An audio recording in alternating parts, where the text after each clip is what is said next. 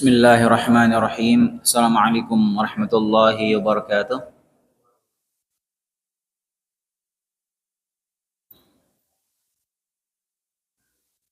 Innal hamdalillah nahmaduhu wa nasta'inuhu wa nastaghfiruh wa na'udzu billahi min shururi anfusina wa sayyiati a'malina. Man yahdihillahu fala mudilla lahu wa man yudlil fala hadiya lahu. Asyhadu an la ilaha illallah wahdahu la syarika lahu wa asyhadu anna Muhammadan 'abduhu wa rasuluh sallallahu alaihi wa ala alihi wa sallama tasliman katsira amma ba'd. اللهم لا علم لنا إلا ما علمتنا اللهم علمنا ما ينفعنا وانفعنا بما علمتنا وزدنا علما وإيمانا وأصلح لنا شأننا كله ولا تكلنا إلى أنفسنا طرفة عين اللهم اجعل اجتماعنا اجتماعا مرحوما واجعل تفرقنا من بعده تفرقا معصوما. Hadirin rahimani wa rahimakumullah, kita lanjutkan pembahasan pelajaran kita tafsir juz Ammah, dan kita akan membahas surat At-Takwir. Setelah sebelumnya kita sudah membahas surat Al-Infitar. Sekarang kita masuk ke pembahasan surat At-Takwir. Surat At-Takwir masih termasuk surat Makkiyah yang Allah SWT turunkan sebelum Nabi SAW hijrah ke Madinah. Sebagaimana seperti biasa surat-surat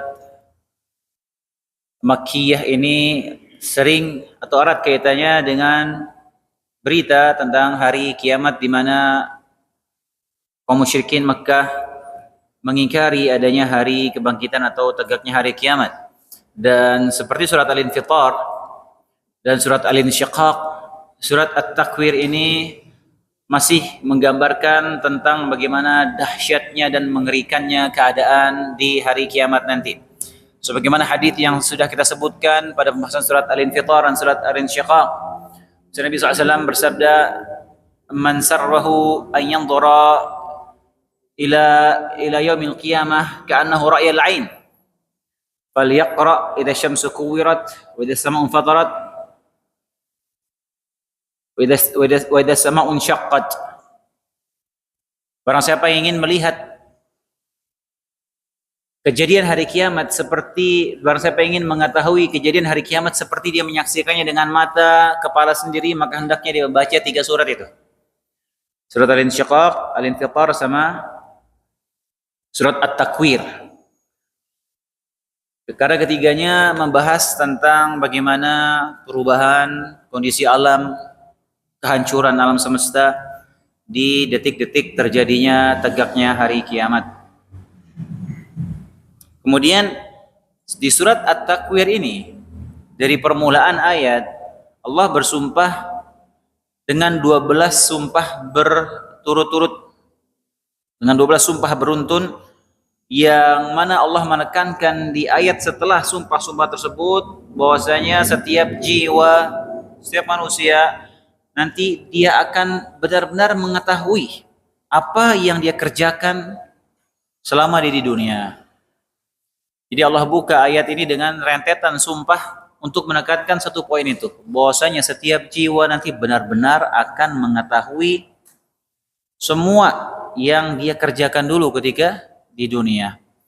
Allah berfirman di ayat pertama, Bismillahirrahmanirrahim, idza syamsu kuwirat.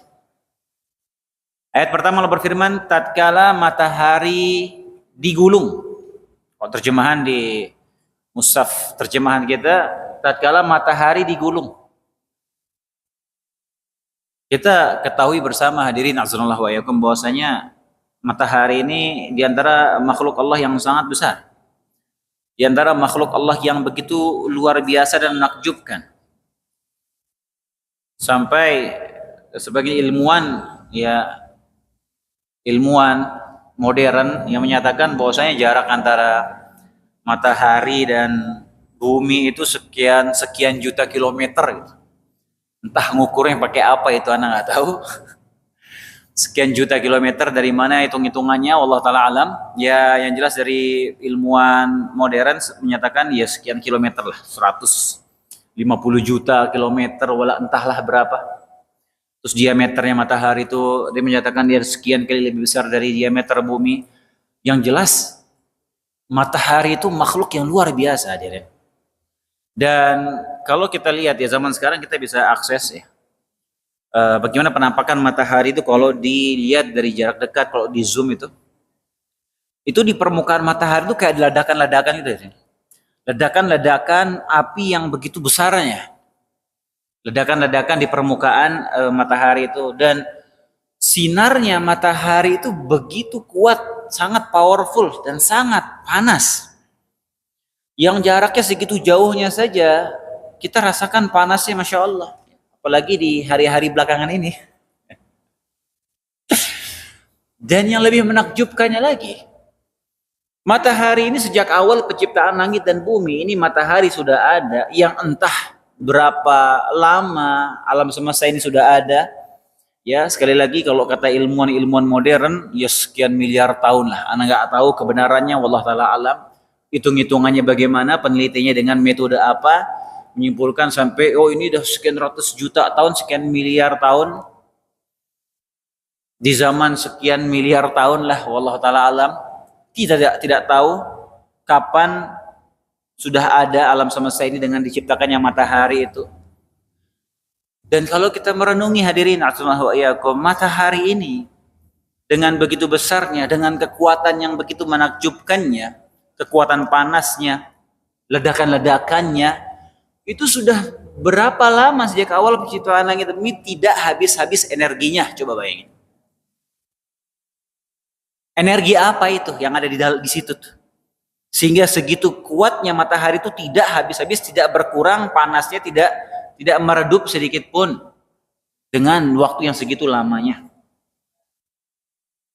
Coba kita mau bakar api, coba kita jamaah PKT semuanya mau menyalakan api nonstop selama 2 bulan. Api 2 bulan, api besar 2 bulan. Kira-kira habis berapa energi itu? Berapa gas kita pakai? Berapa bahan bakar kita habiskan untuk menyalakan api besar selama 2 bulan? Ini matahari tidak meredup selama sekian lama dari awal Allah ciptakan. Luar biasa, menakjubkan. Itu hanya sebagian kecil dari tanda-tanda kekuasaan Allah Subhanahu wa taala. Bagaimana panasnya matahari itu konstan terus itu energinya. Nah, nanti pada hari kiamat kata Allah Subhanahu wa taala, matahari itu Allah gulung. Ayat ini didukung dengan firman sabda Nabi SAW. Nabi SAW bersabda, "Asy-syamsu wal qamaru mukawwarani yaumil qiyamah." Ini hadis sahih riwayat Bukhari. Matahari dan bulan akan dilipat pada hari kiamat oleh Allah Subhanahu wa taala. Kalau dari penafsiran para ulama tafsir, at-takwir itu kembali ke 3 makna. Jadi tatkala matahari itu ditakwir, ada syamsu kuwirat, syamsu adalah matahari bahasa Arab. Makna pertama takwir artinya al-jam'u ba'd syai' ila ba'd, dikumpulkan satu sama lain. Seperti orang kalau dia takwir al-imamah. Jadi kalau sorban digulung itu ditakwir istilahnya. Jadi digulung, ditumpuk satu sama yang lain. Nah, seperti itu nanti matahari. Artinya dia dilipat, digulung. Makna kedua takwir itu disebutkan oleh ulama salaf tafsirannya dhahaba dhawuha. Artinya cahayanya hilang cahayanya. Kemudian makna yang ketiga takwir itu artinya idza rumiya biha, tatkala dilemparkan. Nah, kalau kita coba kompromikan tafsiran ini, semua maknanya benar. Maknanya benar disebutkan oleh dalam kitab tafsir At-Tabari. Jadi pada hari kiamat itu mataharinya itu dilipat, digulung, kemudian dilemparkan, dan tatkala itu cahayanya sudah hilang. Sudah nggak ada lagi cahaya matahari yang selama ribuan tahun, mungkin jutaan tahun menerangi bumi. Sudah tidak ada lagi. Nah, makanya biasa dalam tafsir ini berkali-kali kita sampaikan, kalau dalam tafsir perbedaan penafsiran itu dia perbedaan yang bersifat variatif, tanawwu', beraneka ragam, dan biasanya perbedaan dalam tafsir itu tidak saling bertentangan. Biasanya tidak saling bertentangan. Biasanya tafsiran para ulama salaf itu memaknai ini 1, 2, 3. Biasanya maknanya itu sangat mudah untuk dikompromikan. Biasanya maknanya nyambung walaupun beda-beda penafsirannya. Itu khilaf at-tanawwu' istilahnya. Ada khilaf tadad. Nah, biasanya kalau khilaf fikih itu benar-benar khilaf yang bertentangan, bertolak belakang. Itu khilaf fikih. Ada misalnya sebagian madhab menyatakan menyentuh wanita itu membatalkan wudhu. Sementara madhab lain tidak. Ini kan bertolak belakang sekali ya. Nah, khilaf dalam fikih biasanya seperti itu. Tapi kalau khilaf dalam tafsir, itu biasanya dia variatif, beragam. Dan bagaimana matahari itu dilipat, wallah ta'ala alam. Hakikatnya seperti apa kita tidak tahu. Yang jelas Allah mengabarkan seperti itu, yang menunjukkan keadaan di akhir zaman nanti menjelang binasanya alam semesta ini adalah keadaan yang sangat mengerikan sekali. Matahari yang makhluk itu menakjubkan dilipat, dilempar, terus hilang cahayanya. Kira-kira seperti apa mengerikannya kalau itu disaksikan oleh manusia kejadian itu? Orang gerhana aja kadang kita ngeri ngeliatnya. Ya, tapi karena manusia ini sekarang kebanyakan dosa, pas terjadi gerhana malah sorak-sorai dia, bergembira dia, oh seneng dia, diabadikan sambil ketawa ketiwi. Terjadi gerhana pas nutup begitu, matahari untuk bulan, bulan untuk matahari, ya matahari tutup sama bulan, tertutup yang siang tiba-tiba jadi malam. Orang sorak-sorak dia, bergembira dia menyaksikan itu. Kenapa? Karena kebanyakan dosa. Nabi SAW dulu terjadi gerhana, Nabi ketakutan. Sampai Nabi mau keluar, mau ngambil ridanya, mau buru-buru keluar ngajak orang sholat, sampai Nabi salah ambil, Nabi ambil baju perangnya saking takutnya Nabi ketika terjadi gerhana. Tuh bayangin gimana kalau pas lagi nutup matahari, habis ini bulannya nggak geser lagi. 2 hari aja. 2 hari ini bulan nggak geser, nutup gimana coba? Mati kita. Nah, makanya Nabi takut Allah turunkan azab. Kejadian seperti ini menakjub, gimana kalau kita saksikan matahari itu digulung? Makanya mataharinya itu digulung, kemudian dilemparkan ke neraka oleh Allah SWT. Karena Allah tegaskan bahwasanya matahari dan bulan akan dilemparkan ke neraka oleh Allah SWT. Untuk menunjukkan kekuasaan Allah SWT dan juga untuk menghinakan para penyembah matahari dan penyembah bulan. Jadi yang mereka sembah selama ini ikut masuk neraka sama mereka. Dimasukin. Nabi SAW bersabda, "Asy-syamsu wal qamar thawrani mukawwarani fi nari jahannam, fi nari yaumil qiyamah." Matahari dan bulan seolah seperti 2 banteng yang dilemparkan ke neraka di hari kiamat nanti. Jadi matahari dilemparkan ke neraka oleh Allah SWT nanti. Di antara hikmahnya ini untuk semakin menambah kesedihan mereka, penyesalan para penyembah matahari itu pada di neraka jahanam nanti. Ini juga sesuai dengan firman Allah SWT sebutkan dalam surat Al-Anbiya ayat 98-99. Allah berfirman, "Innakum wa ma ta'buduna min dunillah hasabu jahannam antum laha waridun." Sungguhnya kalian dan apa yang kalian sembah selain Allah akan menjadi umpannya neraka jahanam. Yang nyembah selain Allah dan berhala-berhalanya akan dimasukin semua ke neraka. Lau kana haula'i alihatun ma waraduha kullun fiha khalidun. Kalau seandainya berhala-berhala itu adalah Tuhan, tentunya mereka tidak akan masuk neraka, kata Allah. Jadi yang disembah selain Allah juga nanti tentunya selain yang disembah, selain para nabi yang disembah ya, akan dimasukkan ke neraka. Nyembah berhala sama berhala yang dimasukin, nyembah matahari sama matahari dimasukin ke neraka oleh Allah Subhanahu wa taala. Dan semuanya akan kekal di dalamnya, kata Allah Subhanahu wa taala. Kemudian ayat yang kedua, Allah berfirman, wa idzan nujumun kadarat. Jadi idza syamsu kuwirat wa idzan nujumun kadarat, dan tatkala bintang-bintang berjatuhan. Nujum, bintang-bintang berjatuhan. Ini juga kalau kita lihat penafsiran para ulama ada 2 pendapat mengenai makna inkadarat. Itu pendapat pertama, tatkala bintang itu tanatharat, inkadarat yakni tanatharat itu berserakan. Berserakan bintang-bintang. Tasaqatat, berjatuhan.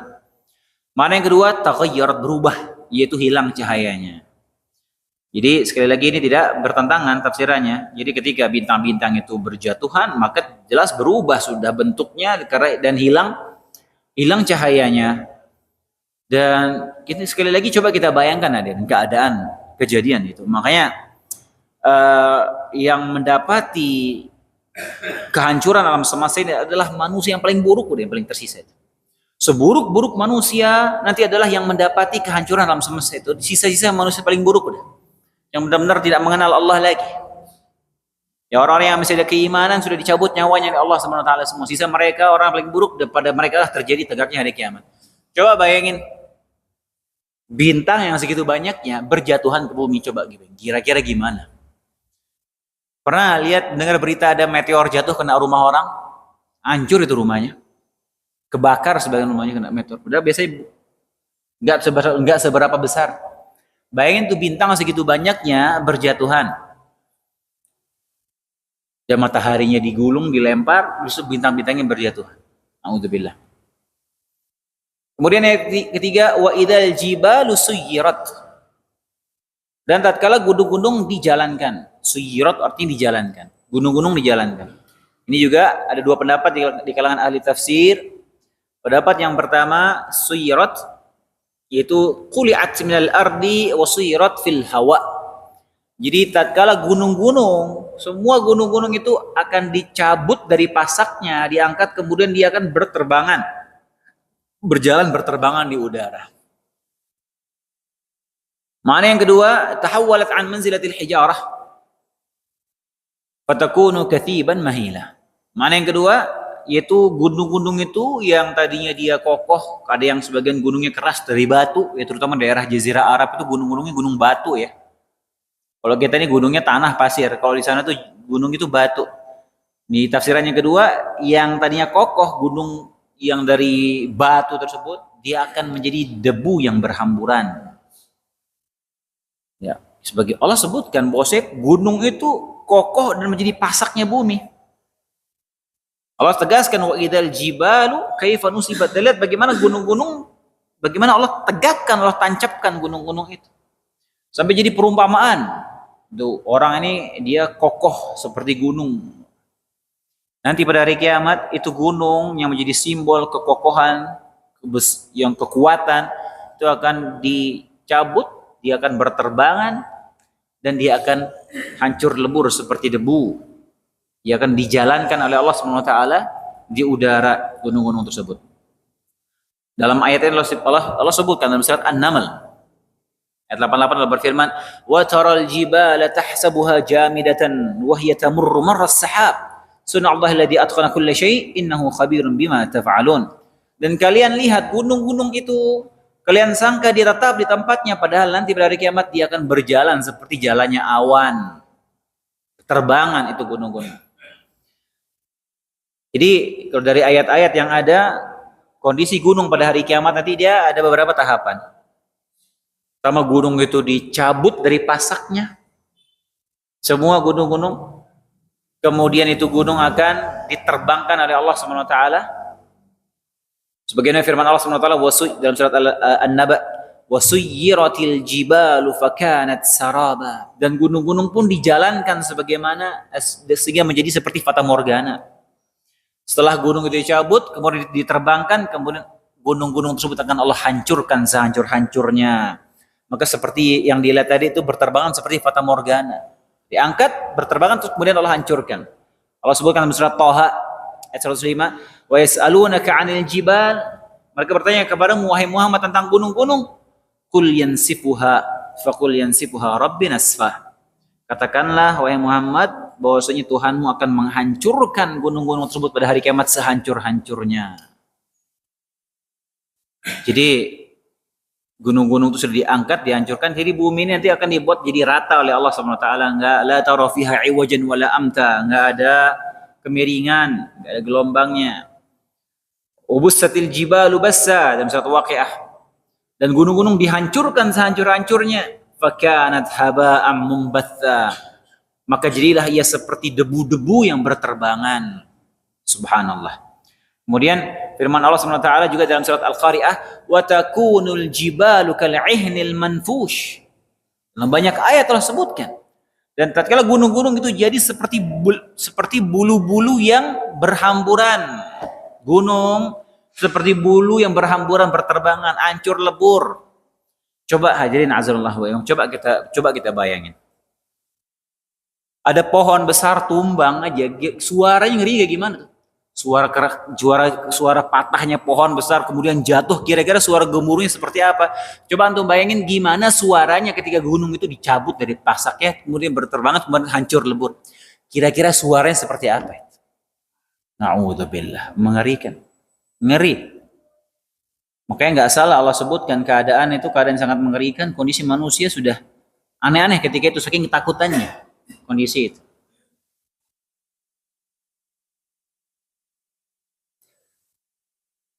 Kemudian di ayat yang keempat, jadi itu ya kondisi yang Allah sebutkan di surat ini ya. Mataharinya digulung, ya. Kemudian gunungnya dicabut, bintang-bintang yang berjatuhan, gunung-gunungnya dihancurkan, kondisi yang sangat mengerikan. Ya. Kemudian yang ayat keempat, Allah berfirman, wa idal aisyaru attilat. Dan tatkala unta-unta yang bunting itu ditinggalkan. Al-isyar itu jamak ya. Dari kata usyara. Namanya usyara. Itu unta betina yang hamil besar. Nah, dikatakan usyara itu ketika usia kandungan unta itu sudah masuk 10 bulan. Jadi unta itu biasanya kandungannya 12 sampai 13 bulan. Nah, biasanya kalau sudah mulai masuk 10 bulan itu ausyara, namanya aisyar dalam bahasa Arab. Nah, itu unta yang lagi hamil apalagi sudah usia kandungan segitu, itu kalau zaman dulu itu harta yang sangat berharga bagi pemiliknya. Unta itu harta mahal dulu. Apalagi kalau unta ini lagi sedang hamil. Makanya kalau unta sudah hamil usia kandungan segitu, dijagain, dimanja dan dijagain sama pemiliknya. Kalah kita kalau istri kita lagi hamil, kadang nggak begitu. Ditungguin, dijaga takutnya tiba-tiba brojol nih, tiba-tiba lahiran, dijaga supaya dia nggak tahu nih dari umur 10 bulan sampai dia 12 13 lahiran tuh dijaga betul sama pemilik. Ini harta berharga nih. Itu nanti kata Allah sebut saking dahsyatnya kejadian hari itu. Tatkala unta bunting itu yang udah umur 10 bulan itu ditinggalin sama majikannya. Padahal aslinya itu dijaganya, dimanja, dijaga betul. Tapi saking takutnya ditinggalin. Pada hari itu ya. Pada hari kiamat.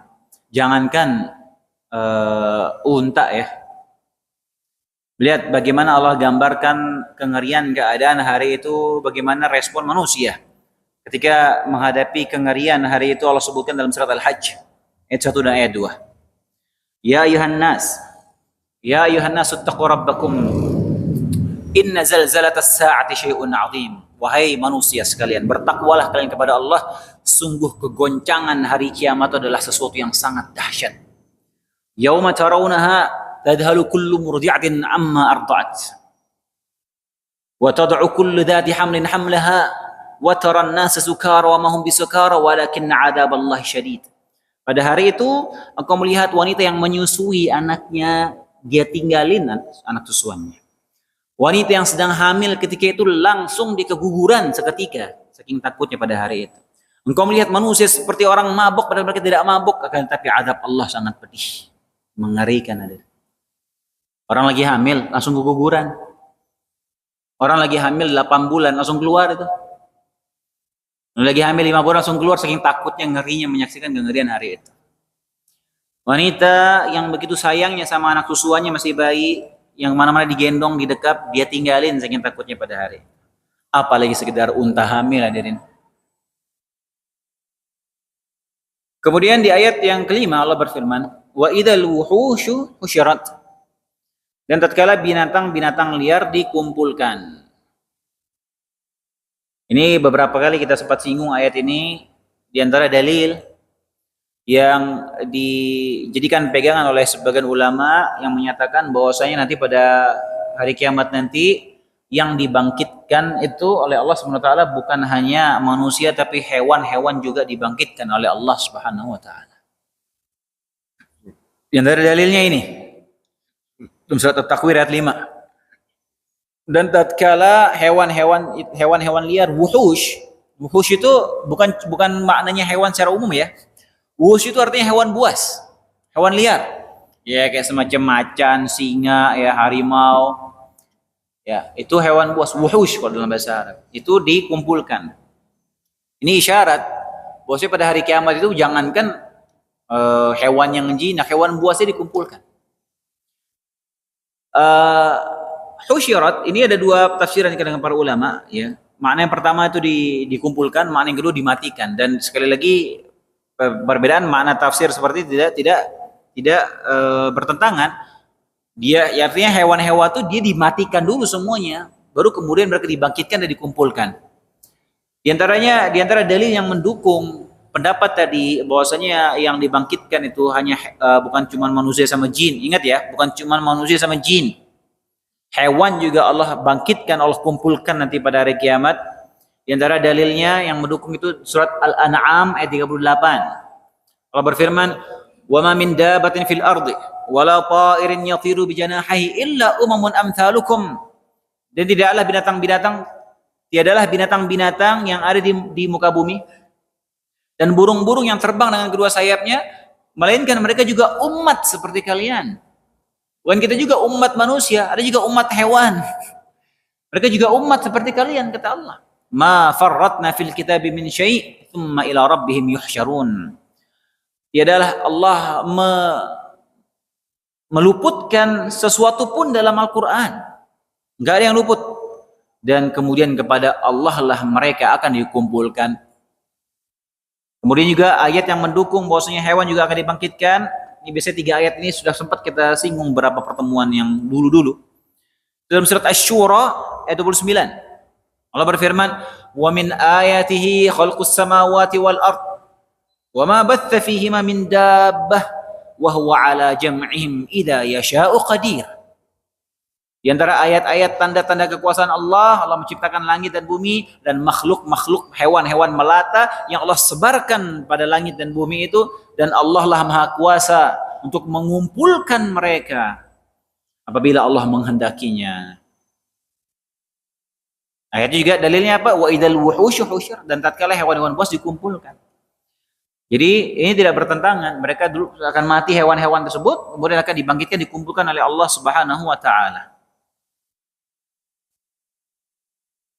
Apa tujuannya?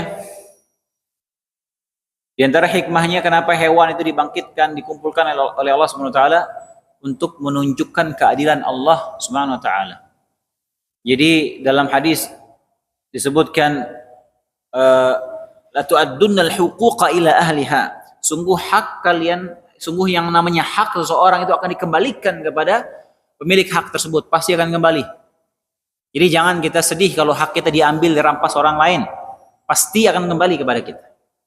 Hatta yuqadu li syatil yalha li syatil qarna, sampai kambing yang bertanduk, yang pernah menanduk kambing lainnya akan suruh balas sama Allah di hari itu. Ini untuk menunjukkan, manusia menyaksikan hewan saja pernah saling tanduk disuruh diadili oleh Allah SWT. Disuruh balas, apalagi manusia yang zalim sama orang lain. Maka manusia menyaksikan tersebut, menyaksikan hewan ini dituntut, diadili, apalagi manusia. Dalam hadis lain riwayat Tirsa Abu Dzar Al-Ghifari, ketika Nabi SAW bersama Abu Dzar melihat ada 2 kambing domba saling adu banteng, saling tanduk-tandukan. Kemudian Nabi bertanya kepada Abu Dzar, kalau tidak salah Abu Dzar sahabatnya, kamu tahu nggak kenapa 2 kambing ini saling tanduk? Kata Abu Dzar, wallah, Allah dan Rasul, Allah wa Rasuluhu a'lam. Allah dan Rasulnya lebih mengetahui. Kata Rasulullah SAW, tapi Allah mengetahui apa sebabnya mereka saling tanduk, dan Allah akan adili nanti mereka pada hari kiamat. 2 kambing itu. Nah, jadi hewan-hewan tersebut, jadi ketika dibangkitkan bukan cuma jin dan manusia, hewan-hewan juga dibangkitkan untuk menunjukkan keadilan Allah SWT. Setelah itu, setelah selesai diadili hewan-hewan tersebut, maka Hewan-hewan tersebut Allah perintahkan kuni turaba. Jadilah kalian debu. Maka musnah, hilang cerita hewan-hewan, yang tersisa apa? Jin dan manusia akan kekal abadi selamanya. Enggak surga ya neraka. Kalau hewan-hewan udah nggak ada kelanjutannya udah. Jadi nggak ada hewannya lanjut sampai surga atau neraka, nggak ada. Jadi cuma sampai situ ceritanya. Kalau hewan-hewan.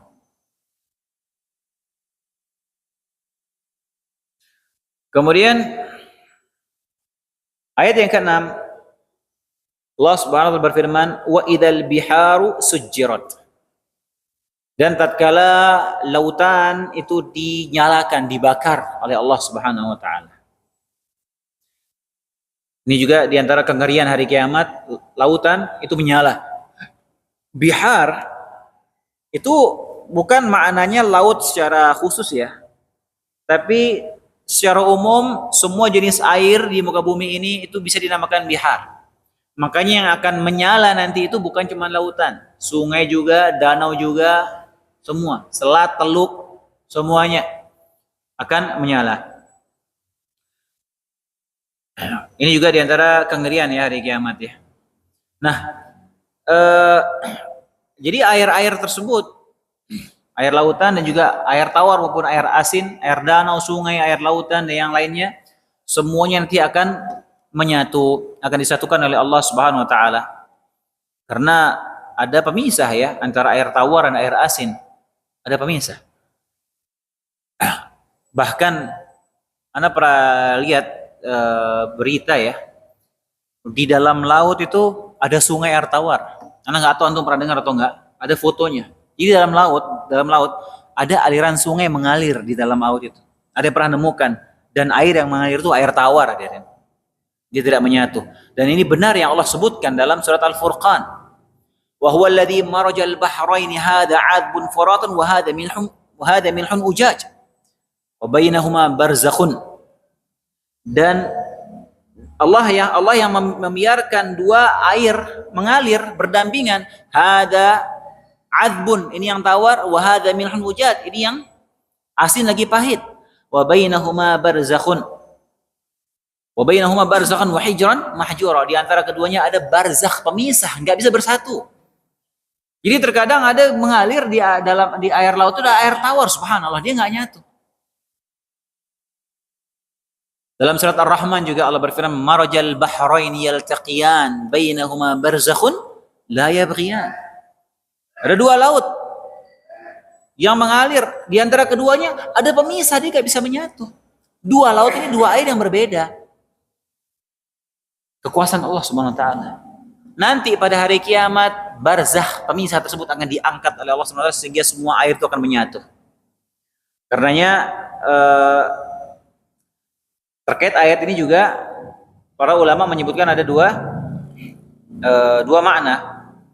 Makna yang pertama, laut tersebut akan dijadikan saat air-air tersebut akan menyatu semua sehingga akan tumpah luber. Akan meluber.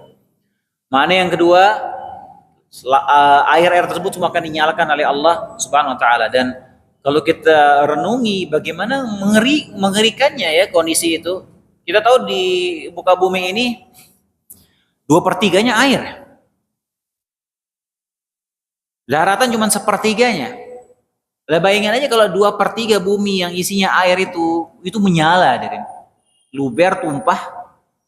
Udah luber tumpah kemudian dinyalakan oleh Allah Subhanahu wa taala. Ya bagaimana ngerinya kondisi itu. Ini juga didukung firman Allah Subhanahu wa taala, wal bahril masjur di surat Tur. Demi laut yang dinyalakan, kata Allah Subhanahu wa taala.